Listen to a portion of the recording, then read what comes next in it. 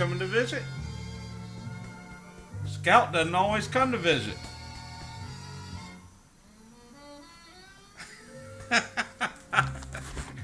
Hello, brothers and sisters of the Briar. Professor Jeremiah here. Happy New Year. Happy 2020. Been waiting for 2020 for a while. Great to start this year out.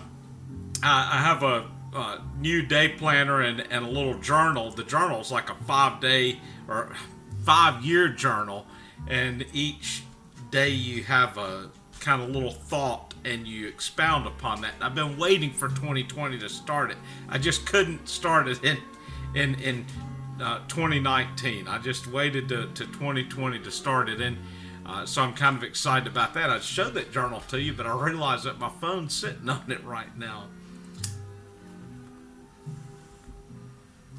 We had a wonderful Zoom meeting last evening. Another all-star cast. We had Del Piper, we had Three Rivers, we had Dance Dad Piper, Old Khakis, Doc Hatfield, or otherwise known as Preacher Man Piper. I know I'm going to leave some folks out. Goodness, it was a number of people, and some came in and out. Great group last evening, and it was wonderful to see everyone there.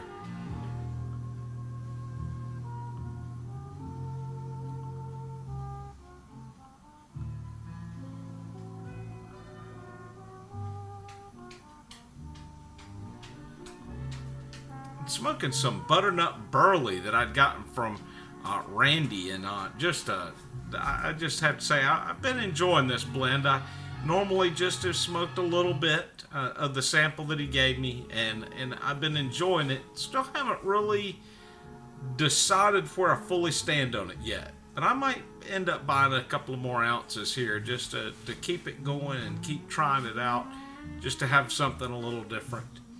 Well, like normal, I got a little story for you. And when I saw this one, it reminded me of something that happened to me when I was in college. So I'm going to share this story with you and then tell you my own.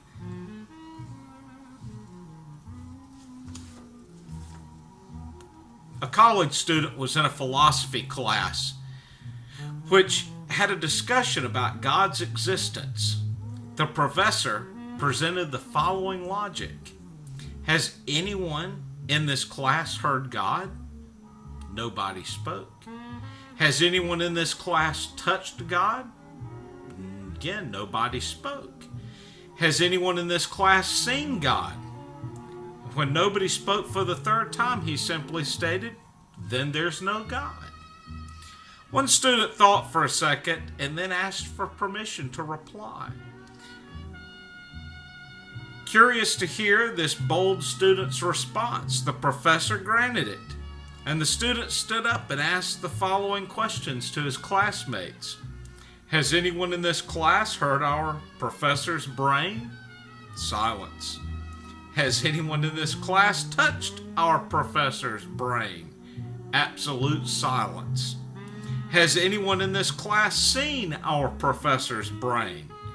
When nobody in the class dared to speak, the student concluded that according to our professor's logic, it must be true that our professor has no brain. Now, at the bottom of the page here, it says the student received an A in the class. I doubt that. And here's where I say I doubt that. My own experience in college was our American history teacher. He would ask every day at the start of class a little trivia question. And one day, the trivia question he asked was, how many presidents can you name who had been vice president?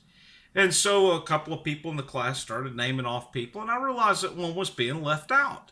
And I said, raised my hand, he called on me, and I said, Richard Nixon. At which point the professor promptly said to me, Richard Nixon was never a vice president. Well, I won't say that I'm the greatest historian here, but I am a bit of a history buff. And my response could have been better, but in my youth it was not. I was only 18 at the time, and I said, and I was quite taken aback. You know, here's a college professor, and you're telling me that Richard Nixon was never vice president. And my response basically was, well, yes, sir, he was a vice president. He was a vice president during your lifetime. And he's getting all flustered as I'm saying this. I said he was vice president to Eisenhower. And he just kind of brushed it off and acted like, you know, oh, well, after that, every test that I took from him, if I had a misspelled word, if I had a comma splicing error, if I had any little grammatical issue in my essays, regardless of whether the answer was right or not, he marked it wrong. And that was the first time that I ever made a grade below a B in any history class. So, needless to say, we didn't get along very well after that. Just that one simple thing. But he was the one in the wrong. So, I don't know. Sometimes that's the way life goes. But I just thought I would share this little story with you. You know, sometimes we can't explain all the parts of God. And it reminds me of Deuteronomy 29:29. For the secret things of this world belong unto the Lord our God. Well, brothers and sisters, hope and pray that you have a happy 2020.